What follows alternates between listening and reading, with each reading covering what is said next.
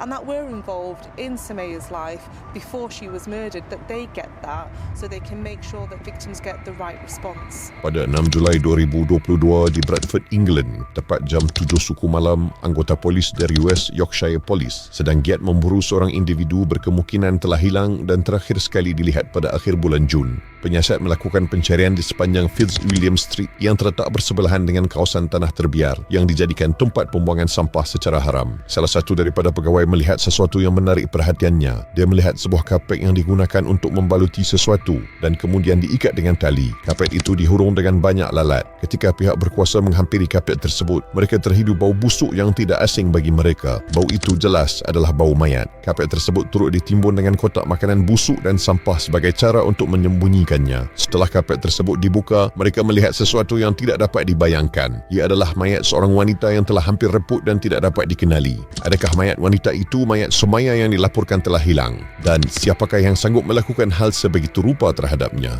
Sumayya Begum yang berusia 20 tahun adalah seorang wanita muda yang mempunyai masa depan yang cerah dan juga seorang yang bekerja keras. Dia yang merupakan pelajar sains bioperubatan di Universiti Leeds Beckett juga bekerja sambilan sebagai penjaga warga emas dan orang kurang upaya. Dia sangat mencintai pekerjaan sambilannya itu. Dia bahkan mengungkap rasa bahagianya sepanjang bekerja dalam bidang penjagaan itu dalam akaun media sosialnya. Sumayya berasal dari keluarga besar yang berpecah belah. Dia berpisah dari keluarganya akibat perselisihan yang berlarutan selama bertahun-tahun. Dia dijodohkan dan dipaksa oleh ibu bapanya untuk berkahwin dengan sepupunya di Pakistan. Namun Sumayya menolak perkahwinan itu. Oleh sebab itu, bapanya, Yasin, telah mengugut dengan keganasan jika Sumayya tidak bersetuju. Lalu, dia pun membuat keputusan yang sangat berani untuk melaporkan perkara tersebut kepada pihak berkuasa. Perintah perlindungan kahwin paksa akhirnya dikeluarkan pada 7 September 2020 bagi melindungi Sumayya dan adik-beradiknya. Selepas itu, kesemua kanak-kanak dalam keluarga itu akhirnya telah berpindah dari rumah. Sumayya berpindah ke rumah nenek sebelah bapa dan pakciknya, Daud Khan, yang terletak di Bini Street. Perpindahan itu memberi Sumayya kebebasan yang dia inginkan selama ini kerana akhirnya jauh dari Yasin, bapanya.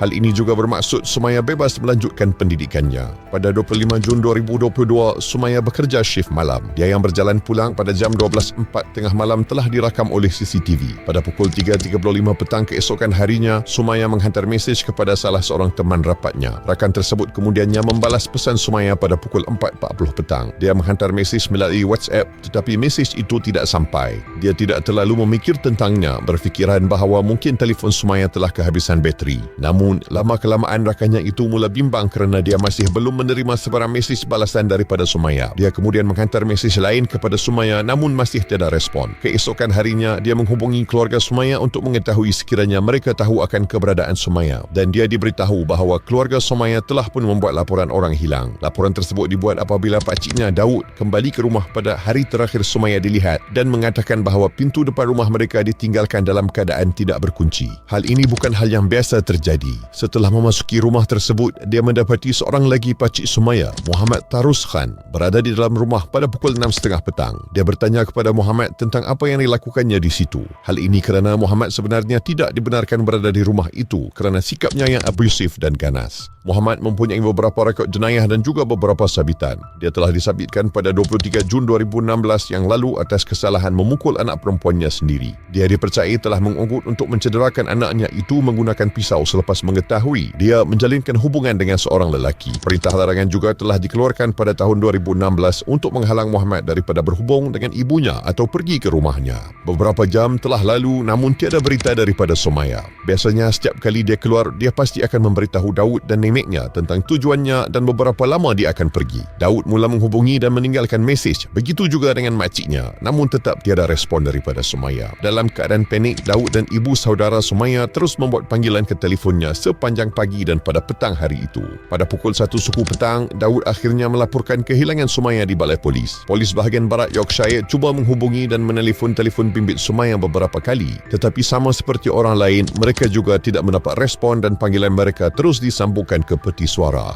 Mereka juga cuba menghubungi Muhammad yang berada di rumah pada hari itu, tetapi beliau juga tidak memberikan sebarang respon. Pada hari yang sama, anggota polis yang ketika itu sedang menjalankan rondaan pada pukul 5.44 petang diminta untuk pergi ke sebuah kontena pengiriman di 1A Cartergate Works, lokasi tempat tinggal Muhammad yang berusia 53 tahun sejak November 2021.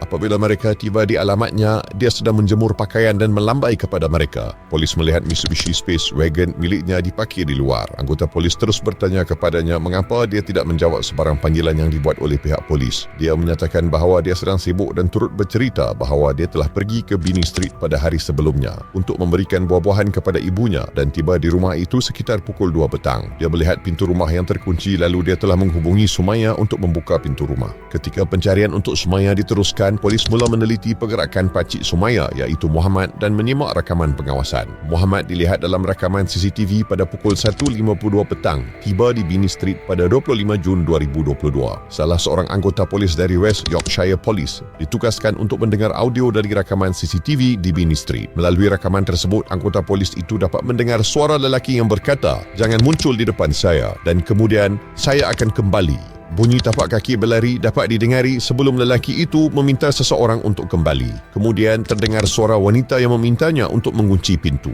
Ini bukan satu-satunya bukti membimbangkan yang mereka temui. Mereka juga melihat kereta Muhammad kemudian dipandu di sekitar kawasan itu. Dia telah meletakkan keretanya di mid lane sebelum mengeluarkan sesuatu yang besar dan berat dari keretanya lalu menyeretnya. Pada 27 Jun 2022, Muhammad Khan ditangkap atas tuduhan mencolek. Ketika anggota polis menyoalnya, dia memberitahu tidak mengingati apa-apa. Walaupun mengetahui dirinya sedang menghadapi tuduhan yang sangat serius, dia kelihatan sangat tenang. Ketika anggota polis terus bercakap dengannya, pada pukul 7.30 malam hari itu juga, anggota polis lain pergi ke 32 Bini Street dan juga telah pergi ke rumah Muhammad untuk melakukan pencarian dan mengambil gambar kawasan tersebut. Pencarian terus dilakukan hingga keesokan harinya dan mereka menemui sebuah tong sampah yang sedang berasap di sebelah unit rumah Muhammad. Mereka menjumpai sebuah telefon bimbit yang hampir terbakar keseluruhannya dan mengambil telefon itu untuk diperiksa dan dianalisis. Setelah disiasat, telefon itu disahkan milik Sumaya. Muhammad disoal siasat sekali lagi pada 28 Jun 2022 pada pukul 12.14 malam di balai polis. Dia ditanya sekali lagi mengenai kehilangan Sumaya tetapi dia tidak memberikan sebarang jawapan.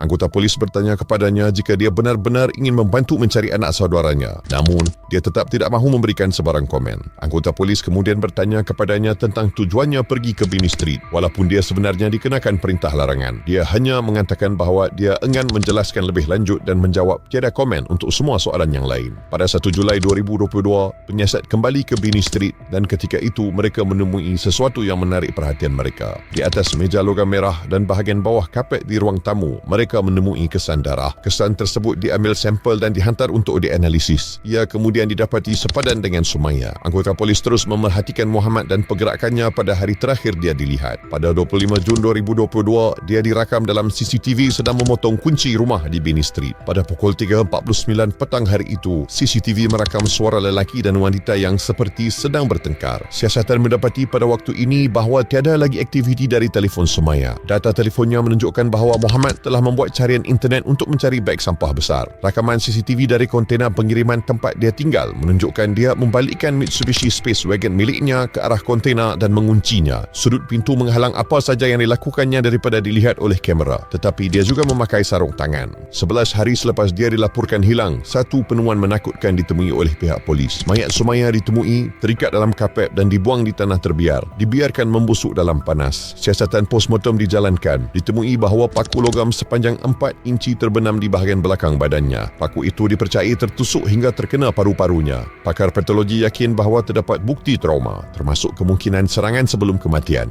dan pemeriksaan postmortem juga menunjukkan kematian mangsa bukan disebabkan oleh penyakit. Pakar patologi sukar menentukan dengan tepat punca kematian Sumaya disebabkan tahap pembusukan terutama di sekitar kepala dan lehernya. Namun polis menyatakan bahawa dia telah mengalami serangan yang ganas dan berterusan.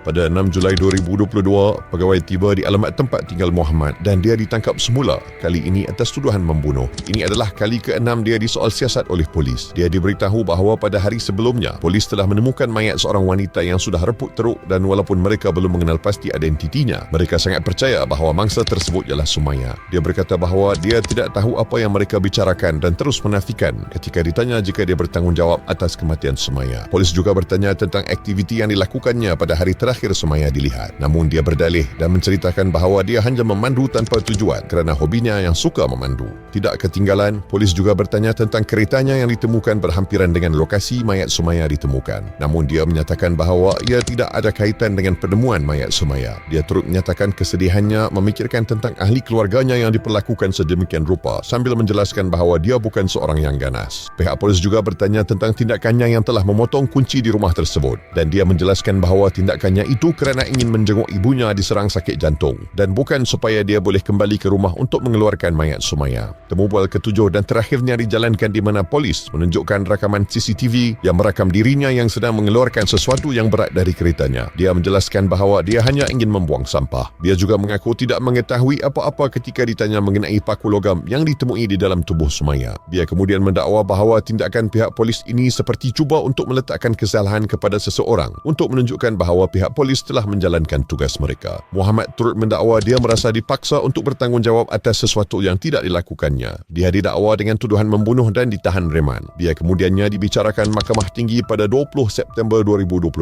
Apabila ditanya tentang pengakuannya, Muhammad mengaku tidak bersalah. Dia menafikan tuduhan membunuh tetapi mengaku telah menghalang proses keadilan dan membuang mayat Sumaya serta cuba memusnahkan telefon bimbitnya. Setelah 10 hari perbicaraan dan 9,5 jam pertimbangan juri yang berlangsung selama 3 hari, juri menolak pembelaan Muhammad bahawa dia hanya membuang mayat Sumaya tanpa bertanggungjawab atas pembunuhannya. Dia didapati bersalah dan dijatuhi hukuman penjara seumur hidup dengan tempoh minimum 25 tahun kerana membunuh anak saudaranya. Selain itu, dia juga dijatuhi hukuman 5 tahun penjara kerana menghalang proses keadilan yang akan dijalani secara serentak. Keengganan Sumaya Begum terhadap perkahwinan paksa yang diatur oleh bapanya akhirnya membawa kepada pembunuhan tragisnya. Selepas hukuman Muhammad dijatuhkan, satu rayuan dibuat dengan alasan hukuman itu terlalu ringan dan harus ditingkatkan. Namun, rayuan itu ditolak oleh peguam. Sumaya Begum berusia 20 tahun ketika itu, mempunyai masa depan yang cerah. Kisahnya jelas menunjukkan keberanian dan keteguhan luar biasa untuk memperjuangkan hak, untuk mendapatkan kebebasan serta kemerdekaan yang memang selayaknya diperoleh.